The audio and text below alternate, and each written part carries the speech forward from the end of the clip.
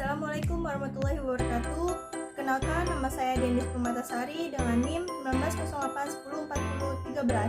Saya dari jurusan Teknik Ilmu Pengetahuan Sosial. Di sini saya akan mempresentasikan tentang media pembelajaran IPS berbasis audiovisual yang bertemakan tentang globalisasi dan strategis mempertahankan dan memperkuat nilai-nilai budaya. Pengertian globalisasi. Globalisasi berasal dari kata global yang berarti universal. Globalisasi merupakan suatu proses antar individu, antar kelompok, dan antar negara yang saling mempengaruhi, berinteraksi, bergantung satu sama lain dengan batas negara. Sedangkan menurut para ahli, pengertian globalisasi itu sebagai berikut. Yang pertama, Ahmad Suparman berpendapat bahwa globalisasi merupakan suatu proses benda atau perilaku dari setiap individu yang tidak memiliki batas wilayah, jadi universal, jadi nggak ada batasan untuk berinteraksinya. Lalu di sini ada Immanuel Richard.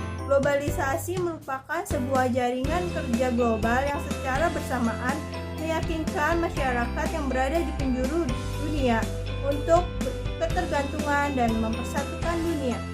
Lalu ada Thomas L. Verden yang berpendapat bahwa globalisasi memiliki dua dimensi, yaitu dimensi ideologi dan dimensi teknologi. Dimensi ideologi adalah kapitalisme dan pasar bebas. Sedangkan dimensi teknologi adalah teknologi informasi yang menyatukan dunia. Lalu di sini ada Selo Sumarjan yang berpendapat bahwa globalisasi adalah suatu proses terbentuknya sistem organisasi dan komunikasi antar masyarakat di seluruh dunia. Tujuan globalisasi adalah untuk mengikuti sistem dan kaidah-kaidah tertentu yang sama. Misalnya terbentuknya PBB, lalu OKI. Nah, selanjutnya di sini munculnya era globalisasi tidak terlepas dari upaya manusia untuk melakukan pembaharuan di berbagai bidang kehidupan guna meningkatkan kesejahteraan bersama. Ada beberapa faktor yang menyebabkan munculnya globalisasi. Faktor tersebut dikelompokkan menjadi faktor ekstern dan intern. Yang pertama di sini ada faktor ekstern. Faktor ekstern munculnya globalisasi berasal dari luar ya. Kalau ekstern itu berarti dari luar dan berkembang di dunia. Faktor tersebut sebagai berikut. Yang pertama ada perkembangan ilmu pengetahuan dan teknologi. Yang kedua ada penemuan sarana komunikasi yang semakin canggih. Jadi adanya globalisasi itu adanya penemuan sarana komunikasi yang makin canggih, makin cepat. Lalu yang ketiga adanya kesepakatan internasional tentang pasar bebas. Yang keempat ada modernisasi atau pembaharuan di berbagai bidang yang dilakukan negara-negara yang dunia mempengaruhi negara lain untuk mengadopsi atau meniru hal yang sama. Jadi sebagai contoh gitulah. Lalu yang kelima ada keberhasilan perjuangan perdemokrasian di beberapa negara di dunia. Sedikit banyak memberi inspirasi bagi munculnya tuntunan transparansi dan globalisasi di sebuah negara. Lalu yang keenam itu adanya meningkatnya peran dan fungsi lembaga-lembaga internasional. Jadi lembaga-lembaga internasional itu menjadi banyak peran dan memiliki banyak fungsi. Lalu yang ketujuh adalah perkembangan HAM. Perkembangan HAM di sini makin canggih lagi gitu. Lalu di sini ada faktor intern. Faktor intern itu berarti faktor dari dalam. Faktor intern munculnya globalisasi berasal dari dalam negeri ini sendiri. Yang pertama itu ketergantungan sebuah negara terhadap negara-negara lain di dunia. Jadi negara kita ini bergantung lah sama negara-negara lain gitu. Lalu yang kedua adanya kebebasan pers. Kebebasan pers di sini adalah kebebasan bermedia. Lalu yang ketiga ini berkembangnya transparansi dan demokrasi pemerintah. Jadi adanya globalisasi ini pemerintahan itu transparan gitu, tidak tidak ada tutup menutupi gitu antara masyarakat. Lalu yang keempat, munculnya berbagai lembaga politik di negara masyarakat. Lalu yang kelima, adanya berkembang cara berpikir dan semakin munculnya pendidikan masyarakat. Oke, selanjutnya di sini ada dampak terjadinya globalisasi. Di sini ada dampak positif maupun dampak negatif. Yang pertama ini dampak positif.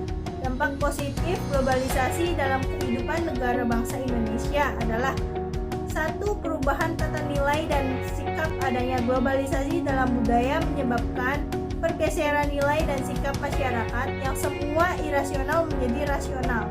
Lalu yang kedua, berkembangnya ilmu pengetahuan dan teknologi. Dengan berkembangnya ilmu pengetahuan dan teknologi, masyarakat menjadi lebih mudah dan beraktivitas dan mendorong untuk berpikir lebih maju. Lalu yang ketiga itu tingkat kehidupan yang lebih baik. Dibukanya industri yang memproduksi alat-alat komunikasi dan transportasi yang canggih merupakan salah satu usaha untuk mengurangi pengangguran dan meningkatnya taraf hidup masyarakat. Lalu ada dampak negatif adanya globalisasi. Yang pertama itu pola hidup konsumtif. Di sini perkembangan industri yang besar membuat penyediaan barang kebutuhan masyarakat melimpah.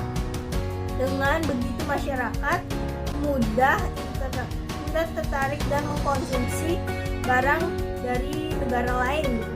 Jadi lebih suka produk dari luar gitu ketimbang dari produk lokal. Lalu yang kedua, sikap individualistik. Jadi masyarakat merasa dimudahkan dengan teknologi maju, membuat mereka tidak lagi membutuhkan satu sama lain. Jadi pengennya individual gitu. Lalu ada yang ketiga ini, gaya hidup kebarat-baratan. Jadi masyarakat tersebut mengikuti gaya hidup orang-orang luar dan diterapkan di negara gitu. Padahal kan itu tidak boleh. Lalu selanjutnya saya akan menjelaskan tentang strategi mempertahankan dan memperkuat nilai-nilai budaya di Indonesia. Dengan adanya arus globalisasi yang sekarang semakin mengikis budaya lokal yang ada, perlu adanya sebuah cara atau strategi untuk mempertahankan dan memperkuat nilai-nilai budaya yang telah ada sejak dahulu. Oleh karena itu, berikut strategi yang dapat kita ambil untuk menghadapi globalisasi. Yang pertama, pembangunan jati diri bangsa. Jadi, jati diri bangsa sebagai nilai identitas masyarakat harus dibangun secara kokoh dan diinternalisasikan secara mendalam. Caranya dengan menanamkan nilai-nilai kearifan lokal sejak dini pada generasi muda. Pendidikan memegang peran penting di sini sehingga pengajaran budaya perlu dimasukkan ke dalam kurikulum pendidikan nasional yang diajarkan sejak sekolah dasar. Nilai-nilai kearifan lokal bukanlah nilai-nilai yang ketinggalan zaman sehingga harus ditinggalkan, tetapi dapat bersinergi dengan nilai-nilai universal dan nilai-nilai modern yang dibawa globalisasi. Dunia internasional sangat menuntut demokrasi, hak asasi manusia, lingkungan hidup, lalu menjadi agenda perkembangan di setiap negara. Isu-isu tersebut dapat berintegrasi dengan aktualisasi dari filosofi budaya Hayung Bawana yang mengajarkan masyarakat untuk bersikap dan berperilaku yang selalu mengutamakan harmoni, keselarasan, dan keseimbangan hubungan antara manusia dengan alam, dan sebagainya. Lalu yang kedua itu ada pemahaman falsafah budaya. Pemahaman falsafah budaya meningkatkan kualitas pendidik dan pemangku budaya secara berkelanjutan, merupakan sebuah langkah penting untuk dilakukan. Pendidik yang berkompetensi dan pemangku budaya yang tentunya juga harus mengembangkan kesenian tradisional. Gerakan pentas-pentas budaya yang di berbagai daerah wajib dilakukan dengan penjadwalan rutin kajian budaya. Selalu diutamakan dan harus dilestarikan. Lalu yang ketiga ada penerbitan peraturan daerah. Pada dasarnya budaya adalah sebuah karya sehingga harus ada peraturan daerah atau perda yang mengatur tentang pelestarian budaya yang harus dilakukan oleh semua pihak. Kemudian akan tetap lestari jika ada kepedulian tinggi dari masyarakat. Selama ini kepedulian itu belum tampak ya secara nyata gitu. Padahal ancaman sudah terlihat di depan mata dengan jelas. Dalam perda perlu dituntut hak penting bagi karya-karya muda yang harus dilestarikan lagi, harus dimunculkan lagi agar budaya lokal tersebut tidak terkikis gitu oleh adanya perkembangan globalisasi. Lalu yang keempat itu manfaat teknologi informasi. Di era globalisasi yang menguasai teknologi informasi yang memiliki peluang lebih besar dalam menguasai peradaban dibandingkan yang lemah dan memanfaatkan teknologi informasi. Oleh karena itu, strategi yang harus dijalankan adalah pemanfaatan akses kemajuan teknologi, informasi dan komunikasi sebagai pelestarian dan pengembangan nilai-nilai budaya lokal. Baik, itu sekian dari saya, kurang lebihnya mohon maaf. Wabillahi taufiq wal hidayah. Wassalamualaikum warahmatullahi wabarakatuh.